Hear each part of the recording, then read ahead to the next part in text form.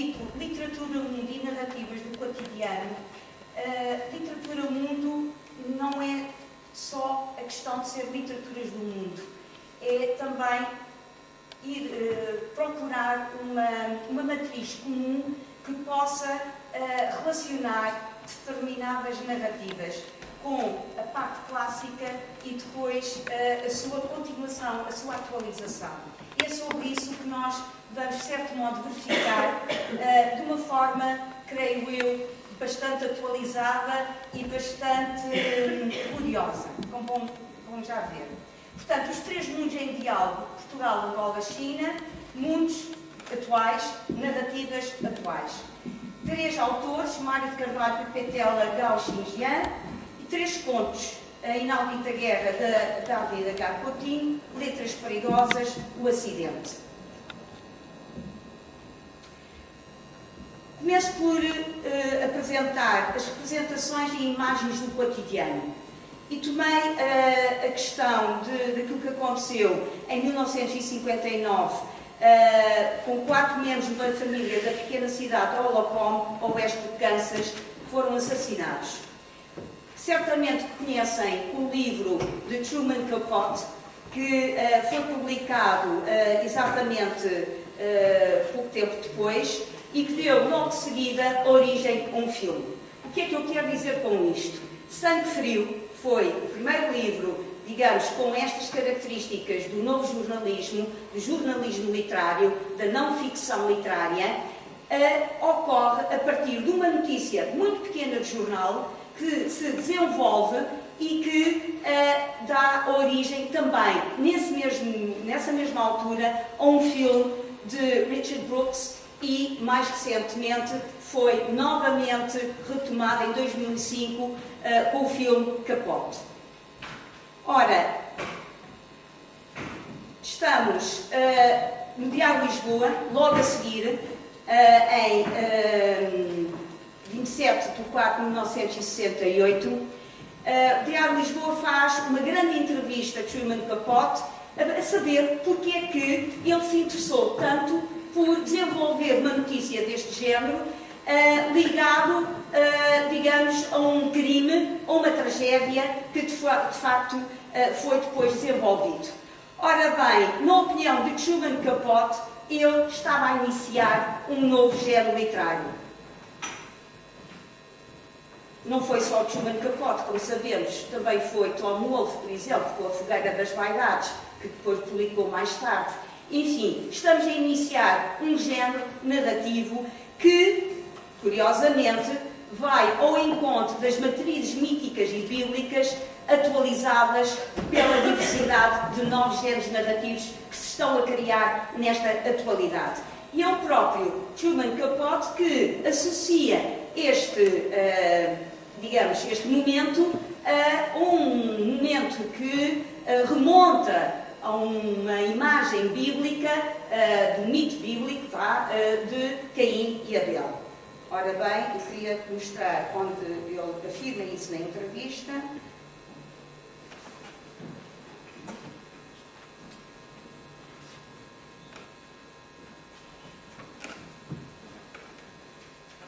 Ele diz o seguinte: toda a gente é suscetível de matar. Capote acrescenta: em qualquer altura, qualquer pessoa é suscetível de matar, de se tornar assassino, ou vítimas, estupidamente, sem razão ou motivo, a sangue frio. Isso remonta à Bíblia, com Caim e Abel. Toda a gente pode vir a matar, sim senhor. Digo bem, toda a gente, mesmo sem ser lobo, sem estar doente. Um pai, um vizinho, um desconhecido.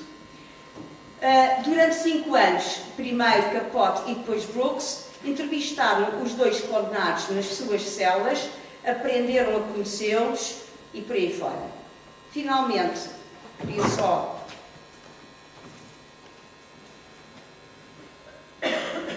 chamar a atenção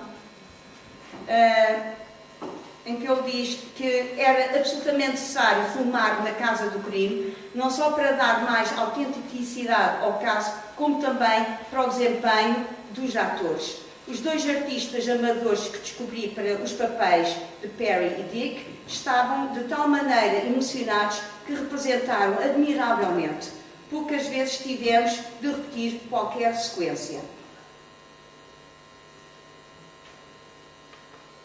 E depois, seguidamente, creio que se pudéssemos, em todos os países, dissecar, analisar, filmar e apresentar ao público um facto comum, como aquele que se verificou em Hallacombe no ano de 1959, creio que se poderia, com isso, ajudar muito a sociedade. Estou convencido. Tal é, aliás, o objetivo do nosso filme e do nosso, nesse caso, do Truman Capote, em fazer o tal, inaugurar o novo jornalismo. Ora,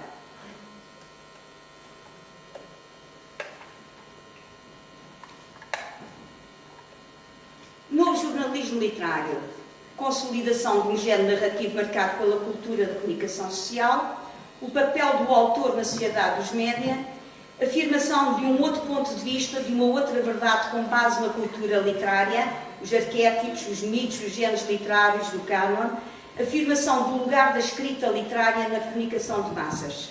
Este é, digamos, são as premissas que inauguram o novo jornalismo literário nesta vertente da comunicação social, associadas também à comunicação de massas. Aceitar o desafio da literatura mundo e seguir as transformações e atualizações da matriz literária clássica nos géneros narrativos do cotidiano, permitindo evidenciar os diálogos interculturais entre autores, é esta a proposta que vos faço aqui. Começo por Mário de Carvalho. Nasceu em Lisboa em 1944. Licenciou-se em Direito e viu o serviço militar interrompido pela prisão. Desde muito cedo, ligado aos meios da resistência contra o salazarismo, foi condenado a 2 anos de cadeia, tendo-se de se exilar, após cumprir a maior parte da pena. Bom, passo à frente, tem praticado diversos géneros literários, romance, novela, conto e teatro, percorrendo várias épocas e ambientes, sempre em edições sucessivas. Foram-lhe atribuídos os prémios literários portugueses mais prestigiados. Os seus livros encontram-se traduzidos em várias línguas. Géneros narrativos, Mário de Carvalho cultivou vários. E, entre eles, os cronovelemas. Iniciou uma escrita chamada cronovelema. A arte de morrer longe é já o cronovelema. Antes de este livro que ele intitula, esta obra que ele intitula como cronovelema, faz uma entrevista com Luísa Costa Gomes, em que ele define o que é o cronovelema. Mário classifica como, portanto, gostaria de começar pela sua obra mais recente, A Arte de Morrer Longe, que Mário classifica como cronovelema. Há, obviamente, a ideia de crónica, de registro de época, mas também a recuperação de géneros e subgéneros que não foram dominantes na literatura naturalista e, obviamente, realista.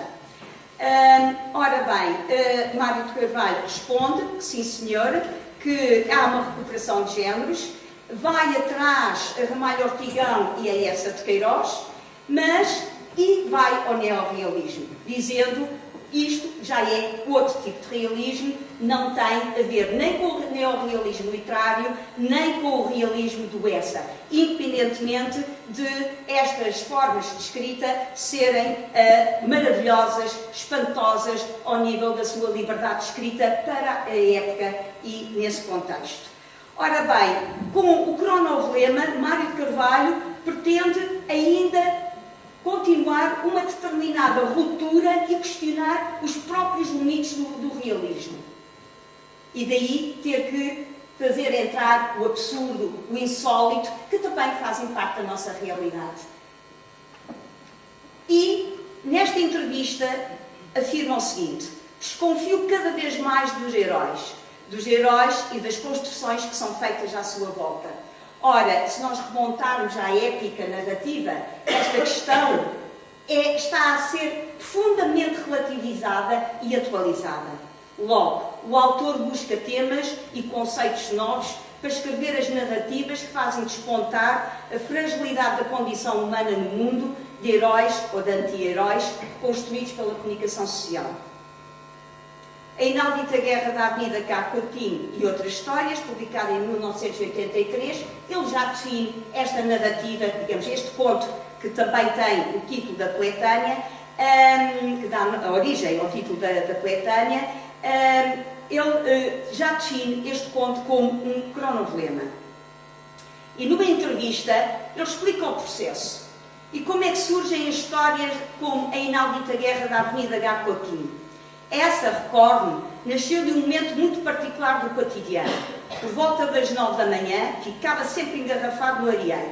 E num dia de grande confusão pensei, bom, vamos acrescentar a esta imensa confusão do tráfego mais outra confusão. Imaginei então que uma tropa moura vinha ali tomar reforço de um tal Ibn el-Muftar para a reconquista de Lisboa. Foi assim que nasceu a inaudita Guerra, que é uma história que tem circulado muito e há muitos anos no ensino secundário. E curiosamente, embora não tivesse sido concebido para ser lido por jovens dessa idade, penso que alguém compreendeu que aquilo tem muito que ver com a nossa espessura histórica e com aquilo de que somos feitos. Efetivamente, com a inaudita Guerra da Avenida K. Coutinho, Mário de Carvalho ilustra exemplarmente como uma crónica do cotidiano sobre um acontecimento banal, que é um engarrafamento no areeiro no meio de Lisboa, se transforma num exercício literário complexo que convida o leitor a descobrir processos de representação muito variados. Importa, assim, estabelecer relações comparativas entre uma diversidade de textos de géneros e linguagens diferentes. Banda desenhada, crónicas históricas, crónicas jornalísticas, reportagens televisivas e assim por diante. Com esta leitura, afirma-se um outro modo de refletir o fazer da história e a responsabilidade de quem a escreve e de como a escreve. O sentido pragmático prevalece com o efeito de comunicação. Pepe Tela nasceu em Benguela, Angola, em 1941. Licenciou-se em Sociologia em Argel durante o exílio. Foi guerrilheiro pelo MPLA, um político e governante. Foi desde 1984 professor da Universidade Agostinho Neto em Luanda e tem sido dirigente de associações culturais com destaque para a União dos Escritores Angolanos e a Associação Cultural e Recreativa Chá de Caximbo. A atribuição do Prémio Camões de 1997 confirmou o seu lugar de destaque na literatura lusófona. Bom, o conto que vou apresentar, e aqui com bastante mais, de uma forma mais talvez par e passo, integra-se numa coletânea de contos intitulado Em Busca da Felicidade. 10 histórias em que Pepe Tela escreve letras perigosas.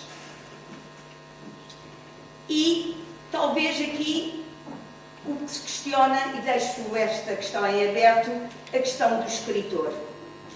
Ora, não vou ler todo o conto, mas retirei aspectos fundamentais para depois conseguirem seguir, digamos, a conclusão. O escritor era um homem feliz, pelo menos nessa manhã, lançando mais um livro, o 8º. Depois da incursão juvenil e desastrosa na poesia, os 7 seguintes foram romances. O lançamento acontecia no passeio de uma rádio com larga audiência para a qual deram entrevista. A rádio passou integralmente a entrevista na véspera e repetia extratos daquela manhã. O editor irradiava júbilo e é um êxito, imaginando já a primeira edição esgotada num ato do lançamento, o que nunca lhe acontecia. Temos aqui, obviamente, o cruzamento do discurso do jornalismo, o cenário editorial, a projeção do sucesso no mercado editorial que, enfim, conhecemos atualmente. Parte do êxito poderia ser atribuída ao percurso do autor exilado voluntariamente há muitos anos na Europa. Não era consensual, pois o facto de viver fora causava alguma incomodidade ao regime. Mas sentia afagado o ecto por contemplar e recontemplar a chipala impressa nos jornais e a frase se repetindo em todos eles: consagrado escritor angolano. Já era qualquer coisa. Bom, temos aqui um ponto de vista jornalístico, a mediação pelo um olhar narrativo, o contexto político e ideológico e, novamente, a comunicação supostamente de massas. De facto, passados os primeiros anos, se roendo saudades e dúvidas, chegar à fase de dizer: voltar lá, com aquele regime despótico e corrupto, nem morto. Depois, houve mudanças no país, mas sobretudo no escritor. O peso dos anos, o bolso eternamente vazio, relativizando convicções. Vestiu a pele do nacionalista, enfim, liberto, e regressou à pátria. Bom, então temos o ponto de vista do escritor, discurso indireto livre, que aproxima o leitor do escritor, modalização psicológica, humanização deste escritor, saudade. À pergunta porquê abandonar o exílio para lançar o livro, não tendo acontecido em ocasiões anteriores, deu uma explicação brilhante, isto do ponto de vista do editor. E tinha de súbito recordado o sabor do mofete de carapau com feijão de óleo de palma, impossível encontrar igual nos sítios onde se exilara. E também morria em saudades de observar uma bunda ritmando sons aos passeios de Luanda, não existindo parecido em termos de bundas. Talvez só no Brasil. E mesmo aí, bom. Então temos aqui, exatamente, ironia. Temos aqui uma certa, o regresso à identidade, mas composto de uma forma profundamente irónica, também típico do novo jornalismo. Ora bem, temos então o jornalismo, a enumeração das referências criando a tal empatia com o público e a interessar ao editor que está no mercado livreiro.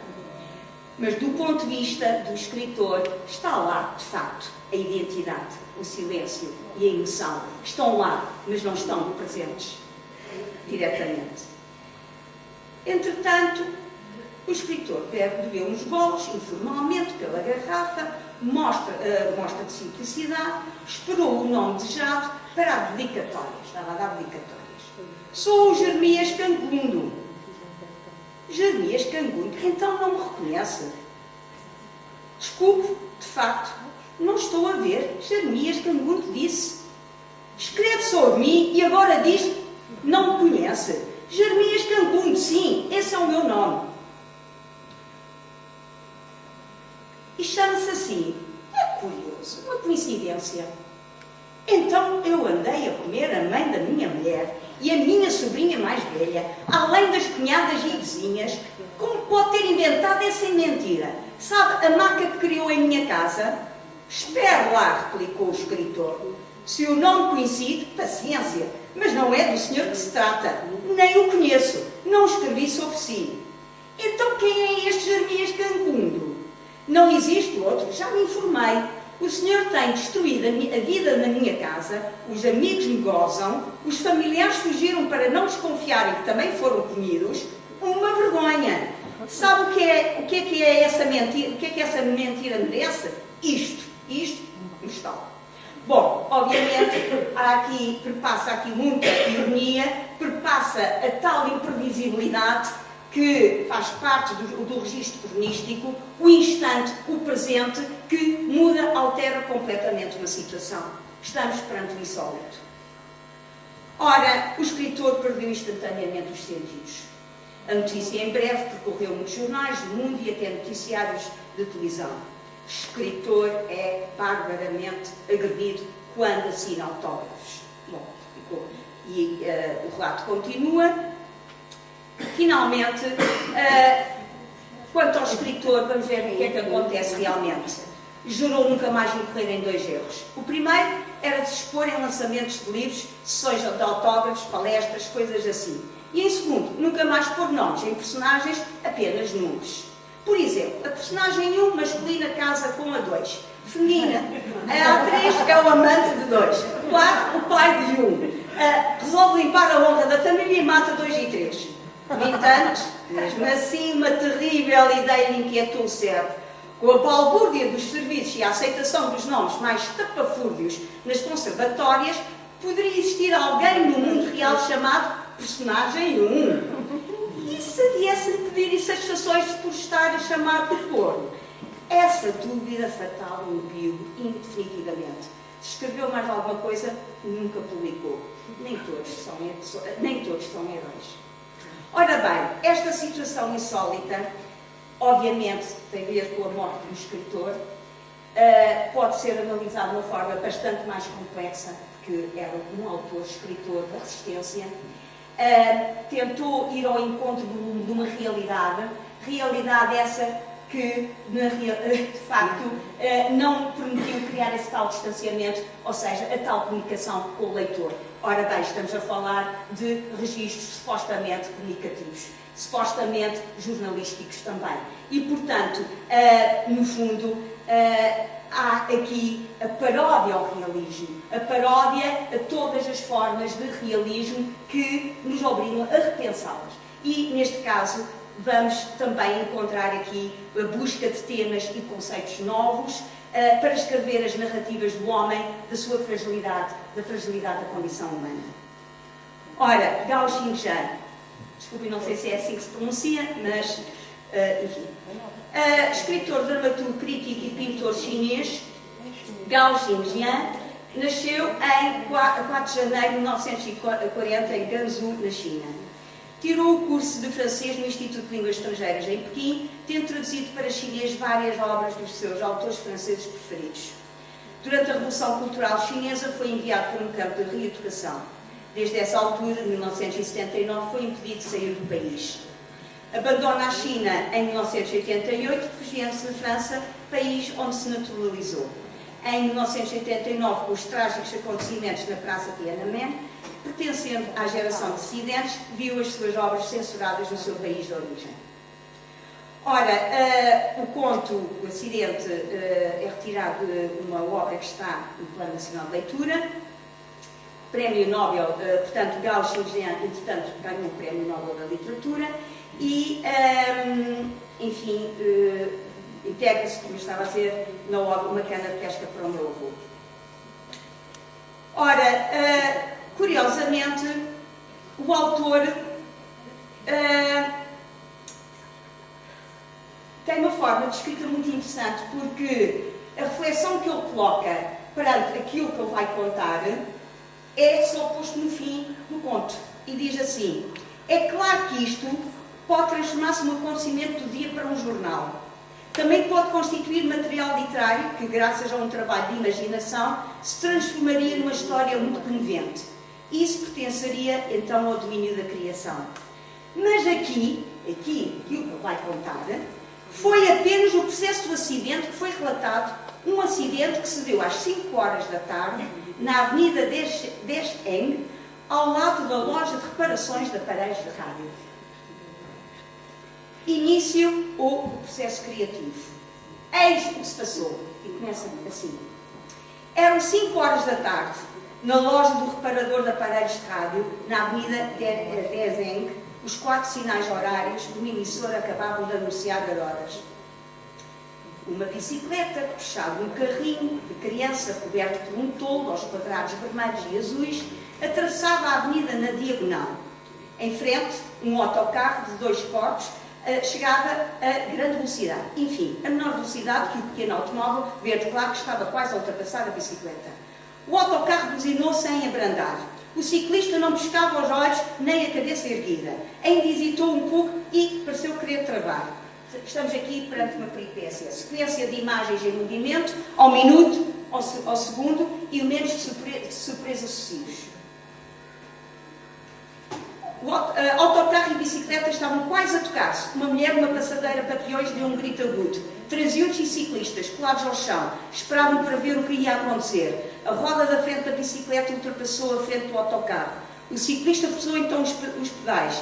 Talvez ainda tivesse tempo para passar, mas fez um gesto com a mão na direção do toldo, aos quadrados vermelhos e azuis, como se quisesse empurrá-lo. Mal lhe tocou, o toldo foi projetado no ar. Uma roda caiu e saltou no chão. O homem levantou as mãos e caiu de lado. A sua perna ficou presa no meio das buzinadelas, do chiar de travões, dos gritos agudos da mulher, dos uivos de terror das testemunhas da cena. Ficou esmagado pelas rodas do autocarro. Clímax e catástrofe. Estamos aqui perante toda a matriz de uma tragédia em todos os seus momentos, se quiséssemos agora continuar com, digamos, os momentos desta ação trágica. Dá-se o acidente trágico. O sangue escorria do radiador sobre o corpo morto. Uma mulher segurou a criança nos braços e embalou a examiná-la. Está morta, está morta, está morta. E bem buzinei e travei.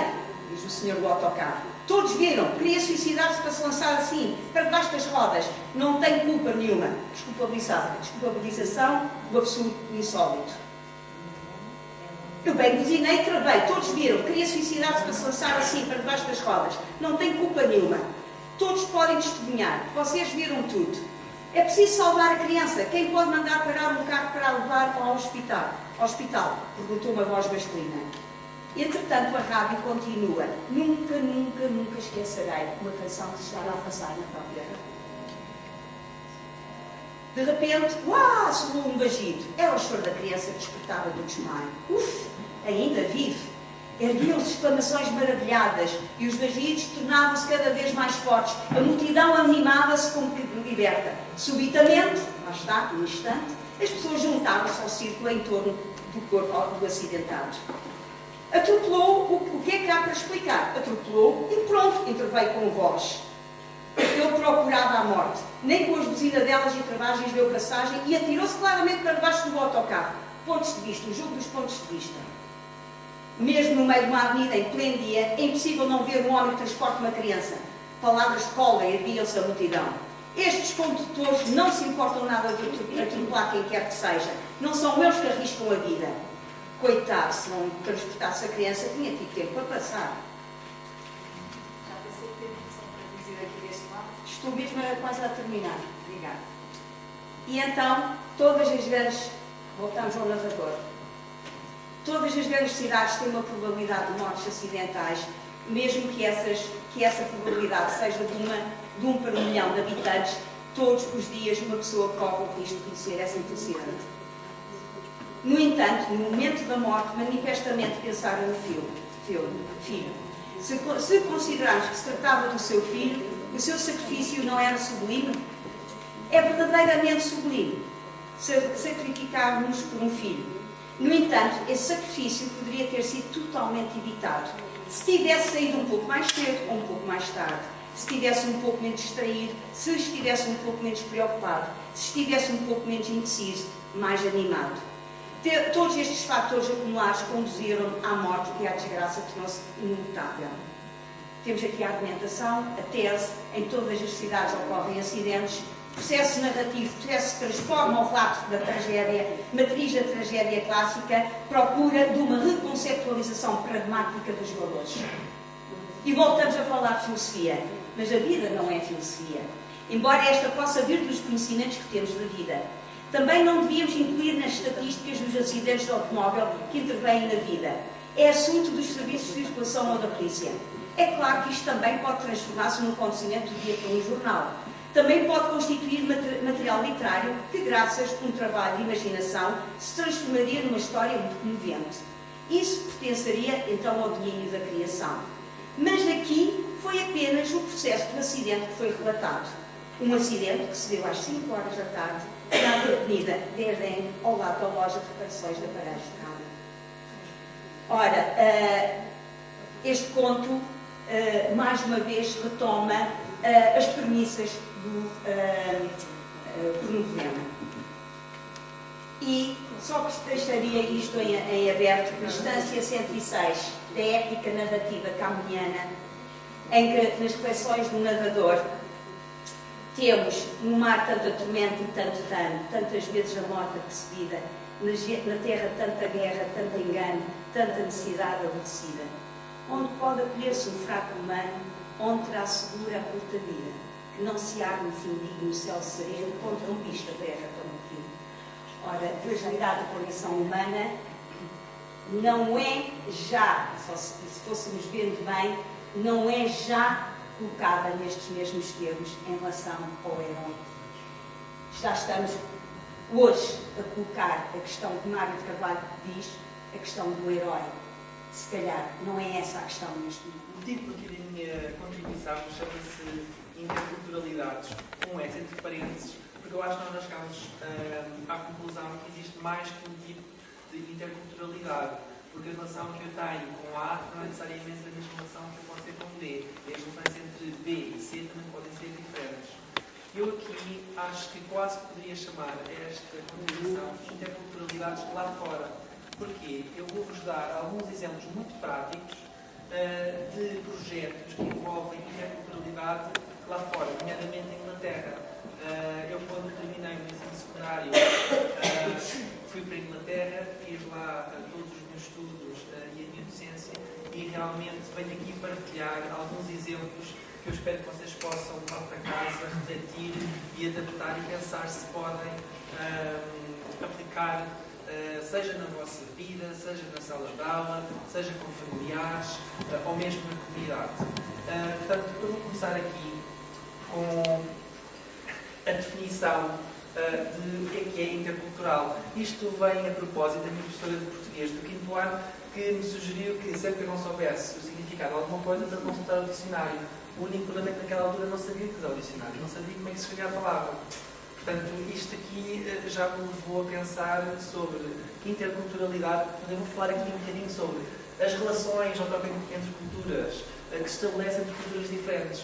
E eu falo aqui em culturas diferentes por uma razão. Lá porque eu estive em Inglaterra, não quer dizer que eu vá dizer inglês. Eu só descobri isto quando estive em Inglaterra. Porque, e foi mesmo em Inglaterra, nem sequer foi no Reino Unido, é que eu descobri que as pessoas são nacionalistas. Por exemplo, os cornualhenses têm uma identidade muito diferente dos galenses. Os galenses têm uma identidade muito diferente dos escoceses e por aí adiante. E mesmo nos próprios condados existe uma identidade muito bem definida. E isto realmente trouxe-me aqui o meu primeiro obstáculo, que era a interculturalidade entre os próprios ingleses.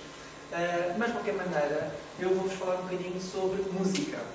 Tiramos este instrumento musical, acho que realmente veio mesmo muito a propósito, até porque eu acho que, se não estou enganado, vou ler algumas palavras não português, não vou aventurar-me na língua, mas o que aconteceu aqui era o seguinte, o contexto. Eu era chefe de equipa de mentores nas residências da universidade, estamos aqui a falar de cerca de 600 alunos estrangeiros, todos eles maioritariamente da Ásia ou do continente indiano.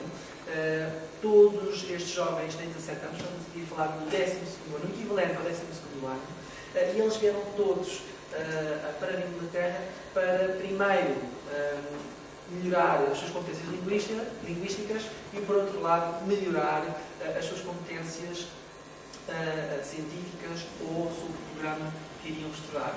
Qual era aqui o grande problema? Nós tínhamos muitas queixas em relação aos alunos que não havia oportunidade para interagir com os alunos ditos nativos, ingleses, da universidade.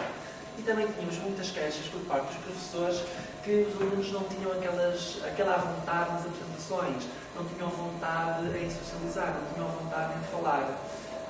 E nós começámos a pensar o que é que nós podemos fazer aqui para tentar com que eles se sintam mais à vontade e interajam com os nossos alunos ingleses. Nós pensámos, ok, nós temos muita sorte em ter um departamento de linha folha da música, naquele ano académico, por sorte, nós abrimos um complexo de linha folha e nós convidámos uma pianista muito famosa, que se chama Imogen Hooper. Tivemos mesmo muita sorte, porque ela tem um calendário muito ocupado, muito preenchido, para vir fazer um pequeno recital na universidade. O que aconteceu aqui foi o seguinte: quando terminou o recital, a senhora fez questão em falar com alguns dos nossos estudantes. E acreditem ou não, os alunos ingleses não se mostraram muito interessados em falar com esta personalidade. Quem mostrou interesse foram os alunos estrangeiros. E nós acabámos por ter uma pequena conversa. E os alunos estrangeiros voltaram a bater na mesma tecla. E disseram à senhora: nós não temos aqui oportunidades de interagir com os alunos ingleses. Eu não tenho nenhum amigo inglês, gostava de ter aqui um amigo inglês, não me sinto muito bem. E esta senhora deu uma grande ideia, que era o seguinte: então, mas não há alunos interessados em música? Porquê é que vocês não fazem um projeto, sei lá, comunitário, um coro, uma orquestra, em que todos os alunos são bem-vindos, até se pode pedir alunos da comunidade para participarem? E realmente foi daqui que nasceu a gênese da ideia principal. Pouco depois, houve um grande evento em Inglaterra que se chama Red Nose Day, que é um dia para angariar fundos para crianças desfavorecidas por todo o mundo, e nessa ocasião o coro da universidade organizou um recital e é óbvio que eu quase que obriguei todos os meus 600 alunos estrangeiros a irem a este recital, porque eu acredito que a música é muito importante na vivência da pessoa. O que aconteceu foi que realmente os alunos ficaram extasiados com o recital. Porque o recital não era em inglês, era uma peça em latim, ninguém percebia muito bem em latim. E pareceu muito interessante. Qual era aqui a vantagem? Eu comecei logo a pensar, eu sou disléxico e isto leva-me a ser um bocadinho criativo. Eu comecei logo a pensar, ok, os alunos estrangeiros estão sempre a queixar-se que o inglês dele não é grande coisa. E depois queixam-se que os ingleses falam muito inglês. E então eles não conseguem, sentem-se envergonhados. Então, ok, vamos aqui, se calhar, fazer um projeto numa língua que ninguém tem à vontade, ninguém conhece. Olha, o latim é uma língua morta, portanto ninguém pode dizer que sabe falar latim. E então nós fomos praticar um recital em latim. Então o que é que aconteceu? Nós fundámos, e quando digo nós, digo eu é que tive ideia, um projeto que se chamava Bridging the Community with Music, literalmente fazer pontes na comunidade através da música. Eu aqui, é óbvio que fui a várias entidades e organizações locais, regionais e mesmo nacionais para conseguir algum financiamento, porque além de dar as minhas horas, não é o meu tempo, também é necessário algum dinheiro. E aqui o objetivo é tentar trazer vários coros da região. Portanto, nós estamos aqui a falar em, vocês já vão ver nas fotografias, pessoas séniores, adultos, jovens, até crianças. Mesmo quase todos os coros que existiam na região participaram. E a ideia era escolher uma peça que ninguém tivesse nenhuma vantagem em termos linguísticos e tentar crescer o projeto em termos de, por exemplo, parceria, um aluno estrangeiro com um elemento da comunidade através de oficinas de preparação. Depois houve uma grande preocupação dos alunos. Mas eu não sei cantar, é a primeira vez, agora vou para um ensaio e vou ficar mal parecido. Então nós temos a ideia, ok, vamos organizar sessões preparatórias só para vocês, durante 3 meses, para vocês quando começarem a ir aos ensaios, sabem exatamente qual é a peça que está a ser ensaiada, já têm algumas dicas e já se sentem mais à vontade. E realmente foi isso que aconteceu. Aqui nós temos a nossa diretora de música, a Mary Moody, ela é uma lenda, que realmente conseguiu trazer uma enorme motivação e dinamismo a estas oficinas e realmente motivar os alunos. Porque reparem, nós temos 600 alunos, nós selecionamos através de um questionário quantitativo os que estariam mais predispostos para a música, portanto estamos aqui a falar de um grupo de 100, e depois a nossa taxa de mortalidade foi cerca de 50%, ou seja, de todos os alunos que participaram no projeto, só metade é que concluiu, o que é muito positivo, não é? Mas o importante é esta fotografia que eu vos quero chamar a atenção, que é a minha preferida. Vocês conseguem ver aqui jovens e pessoas da comunidade e pessoas séniores. Eu tenho aqui uma coisa por ensino sénior e pessoas séniores e os meus avós. Gosto muito que eles participem na comunidade. Porque lá, porque a pessoa é mais idosa, tem mais idade, não significa que tenha menos conhecimento ou competência. Não? Aliás, é o contrário. Portanto, aqui houve a possibilidade de as pessoas com mais experiência formarem pares com pessoas com menos experiência. E o que aconteceu, basicamente, foi isto. Ao fim de 8 meses, houve um grande concerto na Catedral e o coro era constituído mais ou menos por 1/3 de alunos estrangeiros.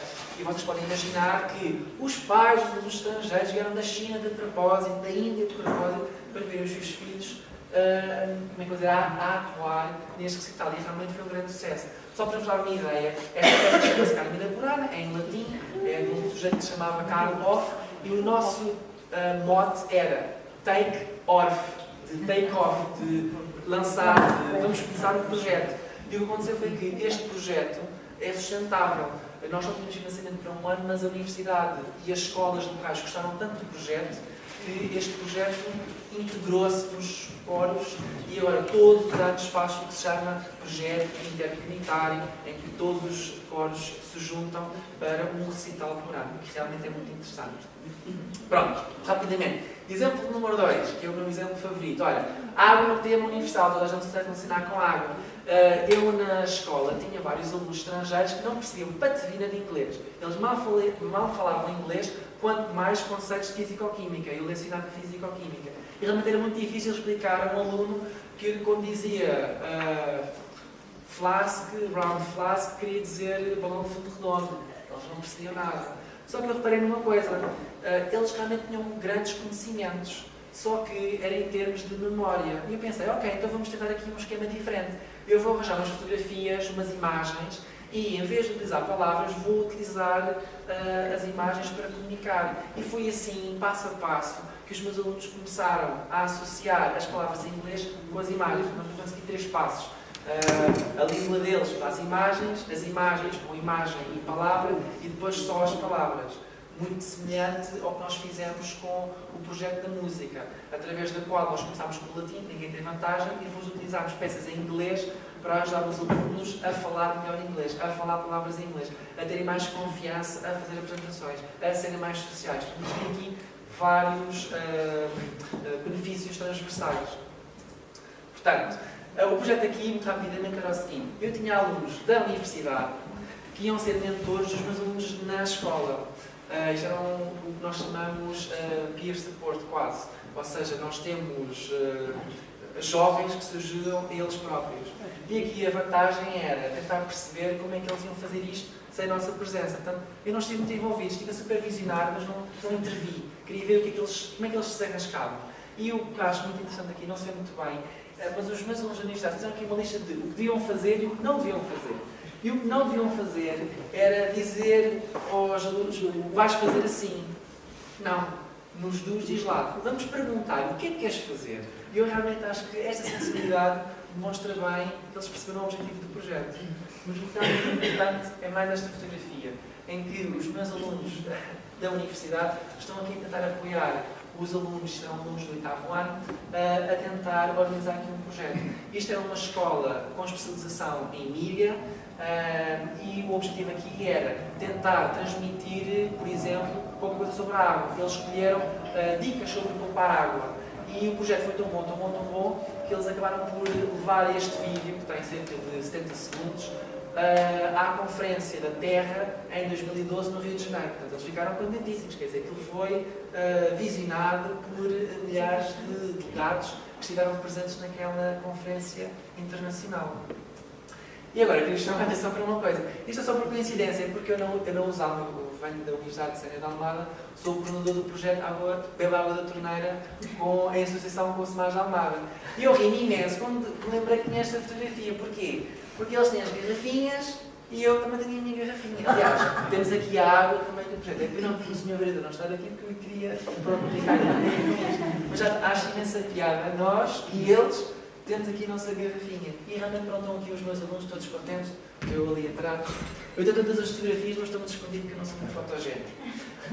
E pronto, isto traz-me ao fim da minha apresentação. Muito rapidamente damos aqui alguns exemplos e eu espero que vocês, quando forem para casa, se lembrem de algumas experiências que foram feitas lá fora e que reflitam e pensem o que é que eu posso fazer com isto? Será que eu posso atuar e fazer alguma coisa na minha esfera de influência imediata? Um pensamento para vocês. Obrigado. Comecei a pensar, se calhar, afinal as tecnologias são capazes de ter alguma relação com a interculturalidade. Fiquei a pensar um bocadinho sobre isso e cheguei a uma palavra que eu acho que casa muito bem a questão da interculturalidade com as tecnologias e que alguns de vocês, se calhar, já ouviram falar, que é MOOC. O que é um MOOC? Um MOOC é uma sigla que quer dizer Massive Open Online Course.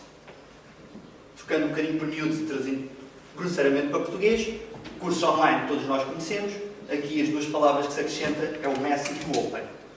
Como eu disse, traduzindo grosseiramente, pensem nos MOOCs como um curso massivo, online e gratuito para toda a gente. É exatamente isso que o MOOC é. Quando pensamos em cursos de e-learning, pensamos no e-learning um bocadinho como um espelho do nosso regime presencial. Ou seja, temos um curso com 30 ou 40 pessoas. Quando estamos a falar em MOOCs, estamos a falar na ordem das centenas. Eu recentemente participei num MOOC em que tínhamos à volta de 600 inscritos e não era dos maiores. 600 inscritos online, para mim, é o corolário da interculturalidade. Eu tinha pessoas, literalmente, de todos os continentes. Tinha brasileiros, tinha indianos, tinha australianos, tinha chineses, tinha africanos. E, portanto, a culturalidade ali estava bem espelhada. Os fóruns em que nós lidávamos e em que colaborávamos uns com os outros, tínhamos pessoas a dar as suas vivências, os seus contextos, de todas as partes do mundo.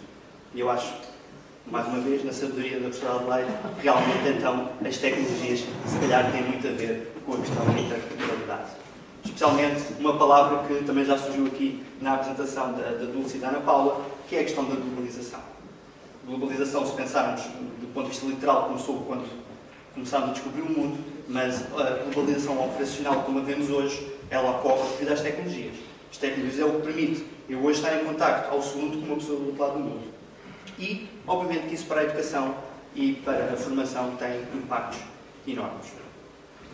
Os MOOCs não são só mar-de-rosas, é uma metodologia relativamente recente, tem coisas boas, tem coisas más, como todas as metodologias. Tem um potencial enorme que é o trabalhar com grandes números. Ou seja, o MOOC a maior parte deles tem uma grande taxa de reprovação, mas quando estamos a falar de 5 mil inscritos, uma grande taxa de reprovação ainda assim implica 500 ou 600 aprovados, o que é muito maior dentro do meu período de tempo do que os mesmos cursos do regime presencial. Estas são duas das entidades que fornecem MOOCs e que eu gosto particularmente e tenho participado em alguns. Há a Coursera e o edX. Só para vocês terem uma ideia e para verem como é que isso funciona, vou-vos mostrar a plataforma em funcionamento. Se tiver internet.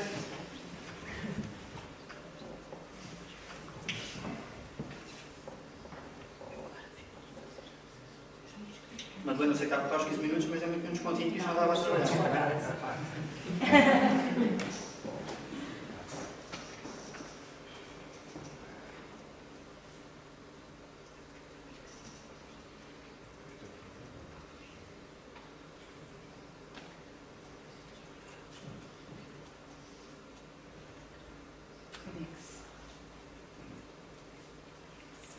Qualquer um de vocês presentes nesta sala poderia facilmente tirar um curso em qualquer uma destas plataformas. Tem uma facilidade de inscrição enorme, a única coisa que vocês têm que ter é uma ligação à internet e uma conta de e-mail.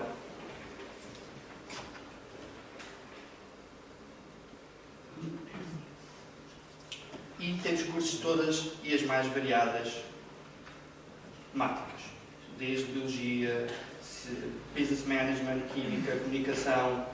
Dentro de cada um destes depois ainda se vai desdobrar em mais, como vamos ver. O que eu gosto também de reforçar nestes dois bases é que podem pensar que estes cursos não têm valor. Só para vocês terem uma ideia das universidades e das entidades associadas a estes cursos, vejam a lista das universidades que têm os professores a dar os MOOCs nestes cursos. MIT, Harvard University. Todas as universidades de topo hoje participam nesta questão dos MOOCs. Isso para as universidades dá um prestígio e um relevo que a própria universidade quer. Aquele sonho, e eu que sou um estudante profissional e que espero ser estudante toda a minha vida e quero aprender toda a minha vida, o facto de eu poder frequentar um curso ensinado pelo MIT ou por Harvard com professores locais, para mim é um sonho tornado realidade. E esses cursos estão abertos para qualquer pessoa de qualquer parte do mundo. E isso mostra o poder das tecnologias e que nós ganhamos com esta interculturalidade. Porque uma vez eu me inseri num destes cursos, eu estou a lidar com pessoas dos 5 continentes, mais uma vez. E isso traz uma riqueza para estes MOOCs. Além das competências que os MOOCs atribuem, há uma série de competências periféricas de lidar com as várias culturas que dificilmente nós conseguiremos alcançar de outra forma. Para que é que eu estou a falar do MOOC se, como a Madalena disse bem, a minha apresentação inicial era sobre a escola virtual online? Nós pegámos um bocadinho nos MOOC como exemplo para desenvolver um projeto para a Angola, requisitado na pessoa do Rui Santos, que vou falar um bocadinho a seguir, que é o diretor de uma empresa chamada Sistec Angolana e também de uma academia da internet de formação profissional, e que já há algum tempo tinha o sonho de criar uma escola virtual para a Angola. Uma escola virtual com 2 públicos-alvo. Primeiro, servir um pouco para ajudar todos os alunos no ensino presencial, ter uma ferramenta de suporte para os professores que estão em escola presencialmente com os seus alunos, ter uma fonte de recursos, de instrumentos, de materiais que eles possam utilizar de uma forma fiável e que muitas vezes não têm o know-how técnico para as desenvolver. Por outro lado, para também colmatar uma lacuna de muitos alunos não, mas potenciais jovens adultos que, de alguma forma, devido a toda a instabilidade que ocorreu no país durante muito tempo, caíram fora do sistema de ensino. E que esta seria uma plataforma acessível e que funcionaria um bocadinho de forma autónoma para eles adquirirem competências e, de alguma forma, conseguirem valorizar todo o seu potencial e até profissional. Mais uma vez, não sei se vai funcionar diretamente. Como é que nós pensamos nesta plataforma? Muitos de vocês aqui são professores ou estão ligados ao ensino. Nós adotámos uma plataforma Moodle como base para a nossa plataforma. E o que é que acontece? Temos na plataforma Moodle todos os níveis de ensino. Desde o ensino primário até ao 12º ano, iremos ter materiais adequados aos programas angolanos, desenvolvidos com criação de materiais, fóruns de suporte. Aqui, utilizando os MOOC como exemplo, nós ao mesmo tempo tentando compensar os seus problemas, ou seja, humanizando um pouco a plataforma. Uma das grandes críticas dos MOOCs é que o facto de ter tantos inscritos, de alguma forma, despersonaliza os cursos. Aqui nós queremos ter o massivo, porque vamos ter, em potência, milhares de alunos a frequentar a nossa plataforma, mas ao mesmo tempo queremos que eles reconheçam que há uma pessoa real do outro lado. E quando há dúvidas, eles saibam quem é e que a pessoa consiga, de alguma forma, recorrer a eles e dar-lhes as suas dúvidas e ter esse acompanhamento. Para isso, obviamente, a plataforma não é minha sozinha. Tive a sorte de conseguir integrar um grupo, usando as palavras da Dulce, de professores com muita alma, professores com uma grande ligação à África, em especial à Angola, muitos deles quase uma perspectiva filantrópica, pessoas que já estão formadas e que não precisavam disto e que, ainda assim, investem grande parte do seu tempo e do seu esforço, da sua saúde, diria eu, na construção e na gestão desta plataforma. E o que acontece é que temos professores de todas as áreas disciplinares a desenvolver conteúdos para esta plataforma, como eu disse, que vai desde a primeira classe até ao 12º ano, incluindo formação profissional, e queremos no futuro próximo, inclusive, a formação contínua de professores, que também é uma área que estamos a apostar e que há bastante necessidade em Angola. Só para vos dar um exemplo. Outro ponto importante, e que também acho que é importante de referir, nós tivemos no painel anterior a ver um bocadinho a imagem de Angola há uns anos atrás. Esta é uma perspectiva do Angola de hoje e para amanhã. E o que é que acontece? Do ponto de vista de infraestruturas e de recursos, podemos pensar até que ponto é que um país como Angola consegue ter acesso à internet e a computadores para conseguir utilizar uma plataforma deste tipo. Pensando um bocadinho sobre isso e com as pessoas que falei, inclusive de Angola, o que aconteceu é que num país como Portugal nós seguimos este processo. Internet, computadores físicos de escritório, os normais que temos nas nossas casas ainda quase todos nós, portáteis, smartphones, tablets. Angola, devido ao seu desenvolvimento, saltou passos. Ou seja, quando Angola começou a ter estabilidade e poder de compra, já não faz sentido ir para os portáteis ou para os computadores fixos, mas hoje em dia é bastante frequente termos cidadãos em Luanda, especialmente nas cidades grandes, com smartphones e com tablets. Daí, esta plataforma estar optimizada também para um aluno, mesmo que não tenha computador, mas através do tablet ou do smartphone, conseguir aceder e fazer toda a sua gestão das suas aprendizagens. Daí, a vida dos tais QR codes, que a Madalena perguntou há pouco se dizia bem, são basicamente estes códigos e que funcionam com a câmera do telemóvel, apontando para aquele código, ele redireciona para uma página. Facilita o facto de eu não ter que estar a digitar os endereços e apenas com uma imagem sou encaminhado para o que pretendo. Só para vos mostrar aqui muito rapidamente um curso tipo. Nos cursos de especialidade, eu, como tenho a minha origem na biologia, fui coordenador de curso de um curso técnico auxiliar de saúde, e nesse curso uma das temáticas era o sistema circulatório. Então, um bocadinho como Proof of Concept, o que eu desenvolvi foi um pacote de instrumentos e toda uma estrutura de como é que este tema poderia ser abordado para Angola.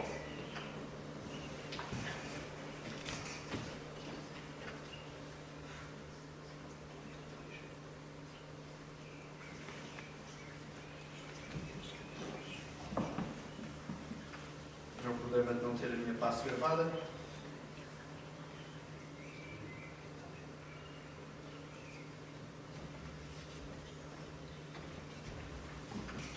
Como é que o curso funciona?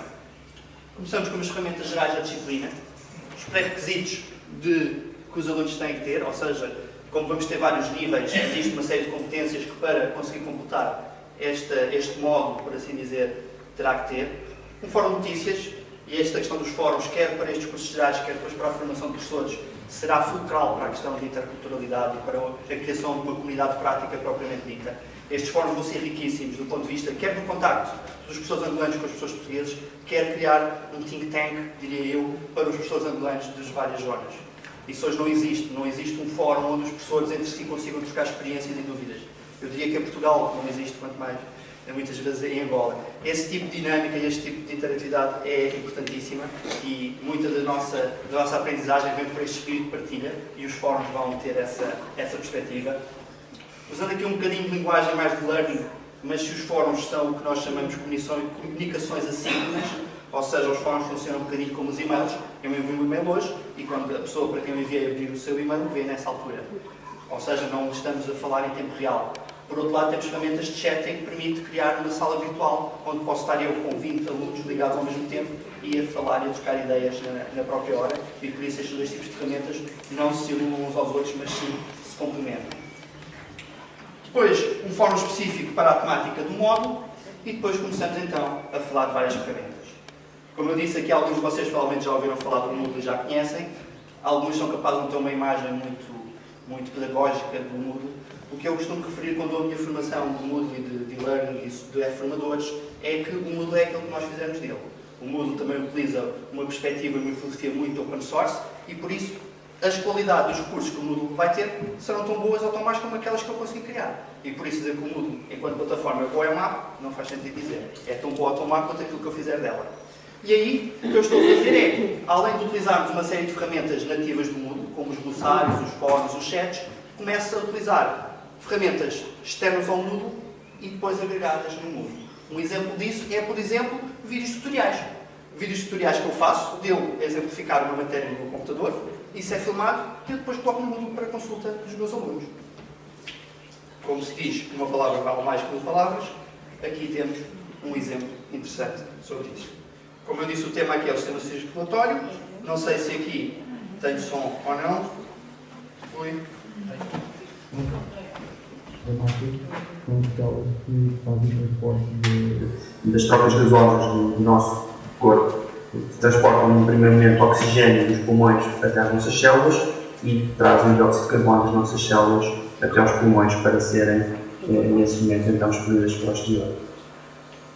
Não vos amassar muito, vou passar um bocadinho, só Para vos mostrar. completar esta legenda, este exercício está feito de uma maneira que se eu levar e ter-me errado ao sítio errado, ele faz a correção automática.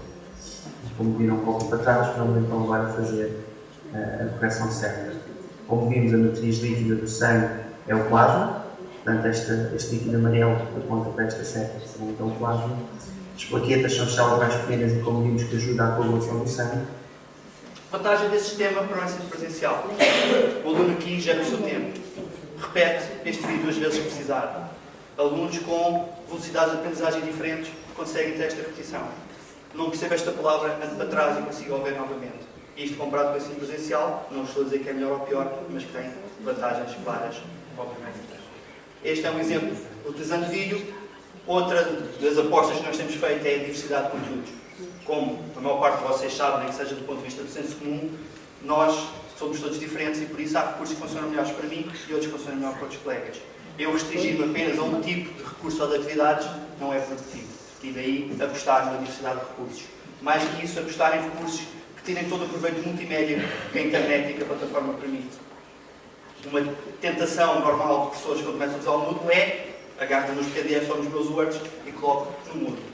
Porquê? Se eu posso fazer atividades mais apelativas, mais motivadoras, mais dinâmicas, porquê colocar à mesma um texto estático?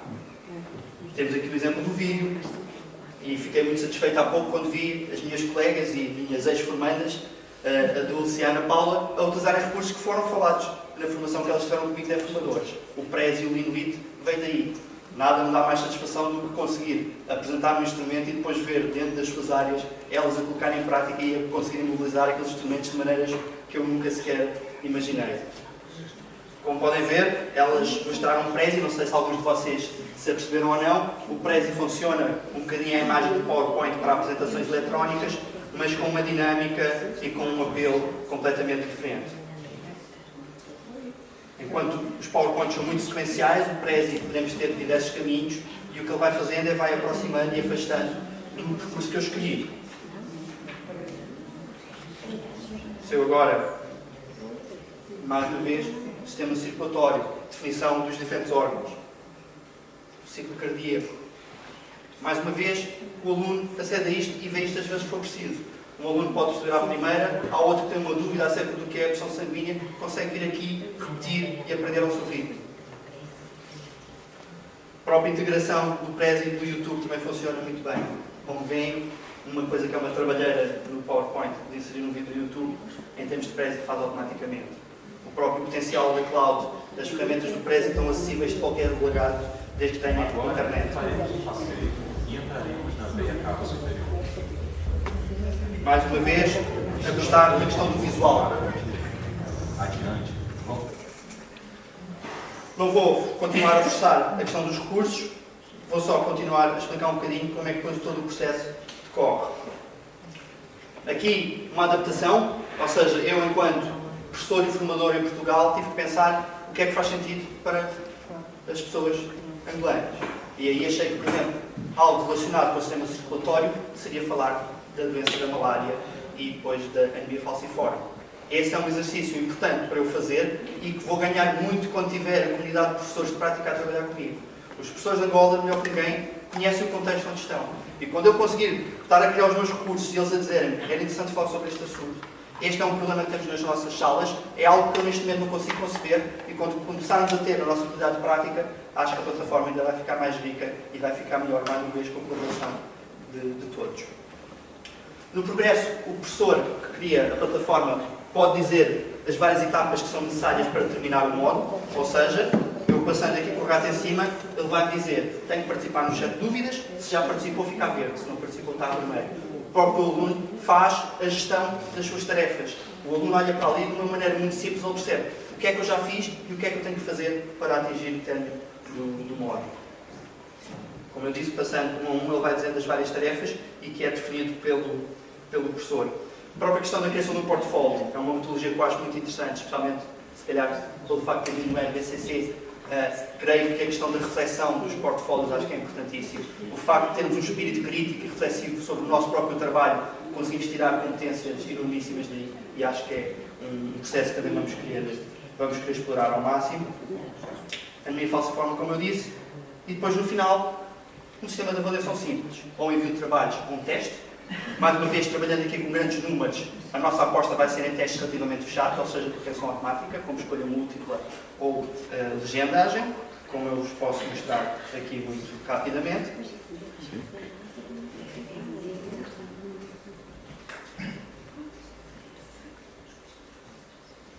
E aqui temos uma matriz sanguínea, fazer a legenda. B e C, vou aqui às minhas várias escolhas e digo ao que é que eu respondo. Escolha múltipla e ele vai fazendo a correção automaticamente quando o aluno acaba o teste, acabou. O teste, mais uma vez, tem detectação automática. O nosso objetivo, neste momento ainda não está implementado, é ter uma bolsa de perguntas enorme. Para quê? Para o mesmo aluno não repetir o teste e não mecanizar as respostas e não revelar as aprendizagens. Ou seja, as perguntas vão ser criadas aleatoriamente. Eu tenho um banco de 300 perguntas, só se aquele aluno fizer 100 testes é que alguma vez pode aparecer repetido, não é? Portanto, o aleatório está de alguma forma garantido. E, por fim, conseguirmos ter, também de uma forma automatizada, a emissão de um certificado de conclusão desse curso. Esse certificado está associado à aprovação do teste e só quando o aluno consegue ter positivo ao teste é que, ao clicar no certificado, ele vai atribuir. Por exemplo, no meu caso, eu consegui fazer o teste com sucesso a 9 de setembro de 2013. Se eu agora fizer Get Your Certificate, mais uma vez também irá ser personalizado, mas só para vos mostrar que ele cria um PDF com todos os moldes de um certificado, imediatamente com o nome do módulo e com o nome do aluno que o atingiu. Aqui não tenho o Acrobat Reader instalado, portanto não vou abrir, vão ter que acreditar em mim, mas supostamente aparecia um PDF com os moldes, com o selo branco, e a dizer o aluno João Moura terminou o módulo com sucesso. Para a formação de pessoas, como eu disse, vamos também apostar muito nessa vertente. Vamos ter uma grande componente de e-learning. Especialmente inicialmente, para a formação inicial, faz sentido alguma formação presencial, até para os ambientar com a plataforma do Moodle, que depois vai ser toda a nossa matriz de formação.